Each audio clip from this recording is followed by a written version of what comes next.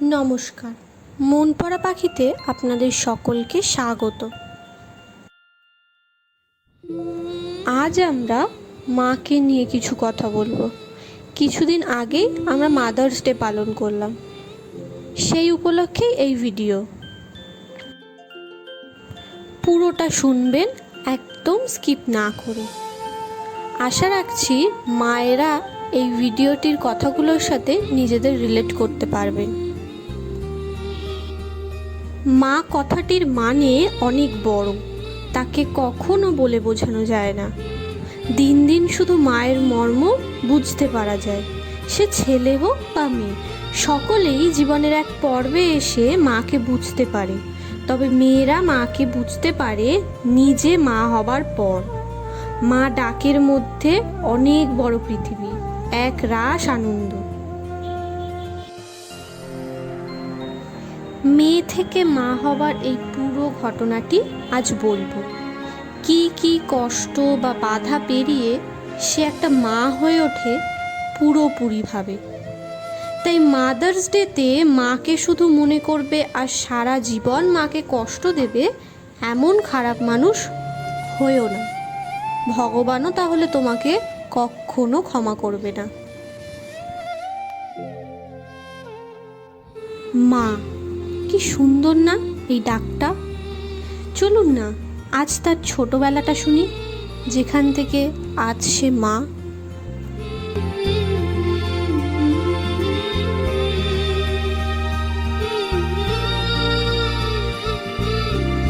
মা যখন ছোট ছিল, হয়তো কোনো পরিবারের আদরের বা কোনো বাবা মায়ের পরী ছিল। অনেক আদর, যত্ন, ভালোবাসায় তাকে তার বাবা মা মানুষ করেছে। মা যখন একটু বড় হয়, পড়াশোনা করে, তখন তার আবদারের জায়গা দুজন, তার মা আর তার বাবা। সে তার সব আবদার তাদের কাছে করত, আর সব আবদার পূরণও হতো। আস্তে আস্তে খুব খুশিতেই সময় কাটে তার। তারপর বিয়ের বয়স হতে বাবা আর মা তাকে সুযোগ্য ছেলের হাতে বিয়ে দেয়। বিয়ে করে তার সুখী জীবন যেখানে সে এত দিন কাটালো, সেই সব ছেড়ে চলে আসে বরের সাথে নতুন বাড়ি, নতুন সংসার, নতুন পরিবার, নতুন ঘর, সব কিছু নতুন। শ্বশুর বাড়ি একদম অচেনা। সে সেখানে এসে তার বাবা মাকে ছাড়া নিজেই সেখানে মানিয়ে নিতে শুরু করে। একরাশ দায়িত্ব, একরাশ কাজের ফাঁকে সে তার খুশি আনন্দে কাটানো সময় হয়তো ভুলেই যায়। সংসারের সকল মানুষকে সামলাতে সামলাতে সে হয়তো নিজেকেই ভুলে যায় কখনো কখনো। ধীরে ধীরে গর্ভবতী হয় সে। 9 মাস একটা প্রাণকে গর্ভে ধারণ করে। কত কষ্ট, কত ব্যথা, কত যন্ত্রণা সহ্য করতে হয় তাকে। তারপরে সন্তান আসে তার কোলে। তখন তার সমস্ত আনন্দ, মজা সবই এই সন্তান হয়ে যায়। যে অবসর সময় সে নিজেকে নিয়ে একটু ভাবতো, সেটাও সে ভুলে যায়। তারপর প্রথম মা ডাক শোনে। তখন সে বুঝতে পারে আসল মা ডাকে কি যে আনন্দ। তারপর তার সারা জীবন তার সন্তান, স্বামী, সংসার দেখাশোনাতেই চলে যায়। এটা একটা সুখী পরিবার, সুন্দর ঘটনা শুনলে। আর একটি খারাপ দিকও আছে, এর ঠিক উল্টো দিক। চলুন এবার সেটা শুনি। মা যখন ছোট, তখন সে সব পরিবারের পরী হয় না, কোনো পরিবারের অপয়াও হয়। পরিবারে মেয়ে সন্তান অপয়া। প্রথম সন্তান মেয়ে হলে তো অমঙ্গল, কারণ মেয়েরা পরের বাড়ি যায়। মেয়েদের কোনো যোগ্যতা নেই বংশের প্রদীপ হবার। এমনও আছে অনেক সন্তান মেয়ে হয়েছে বলে তার পরিবার বাবা মেয়ের মুখ পর্যন্ত দেখে না।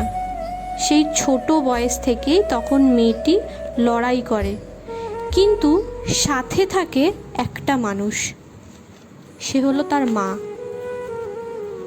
মা তাকে ছেড়ে কোনো দিন চলে যায় না। মেয়েটা যখন বড় হয় দেখে পরিবারের কেউ তাকে ভালোবাসে না।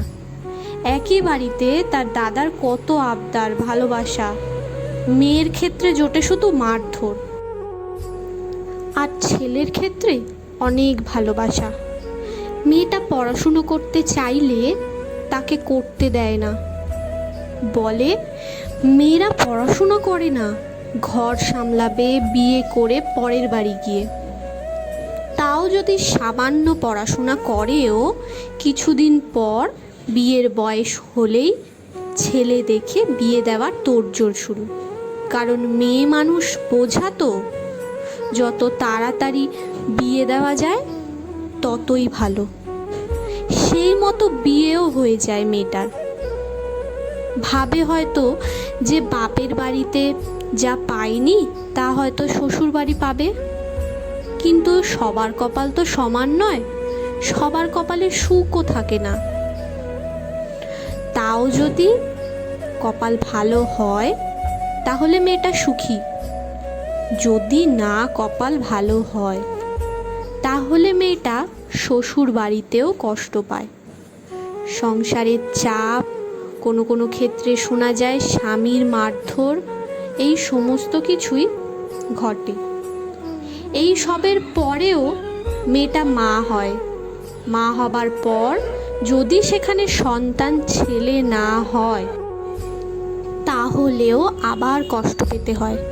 তবে সবাই এক এটা বলছি না, কিছু ব্যতিক্রম তো হয়ই।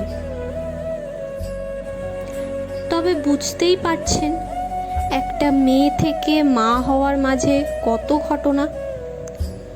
একটা মেয়ে যে 9 মাস একটা প্রাণকে তার শরীরে বড় করে, সেটাও কিন্তু কম কষ্টের না। তারপর প্রসব যন্ত্রণা, সেটা একমাত্র একটা মাই বোঝে। এছাড়া মেয়েদের প্রতি মাসের ওই 7টি দিনের যন্ত্রণা তো আছে।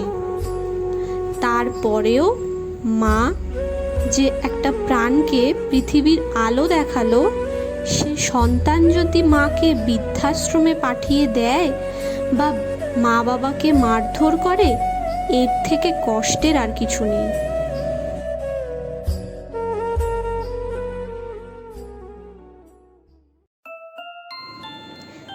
তাই আমার মনে হয় যে মা 10 মাস 10 দিন গর্ভে ধারণ করে সন্তানকে বড় করে, সেই সন্তান যেন সেই মায়ের কষ্ট বোঝে, শেষ বয়সে তার পাশে দাঁড়ায়। বৃদ্ধাশ্রমের কষ্ট যেন কোনো পিতামাতাকে ভোগ করতে না হয়। পৃথিবীর সকল বাবা মা যেন জীবনের শেষ প্রান্তে এসে সন্তানের ভালোবাসা থেকে বঞ্চিত না হয়। তাই বাবা বা মা দিবস বলে কিছু হয় না, সব দিনই বাবা মায়ের।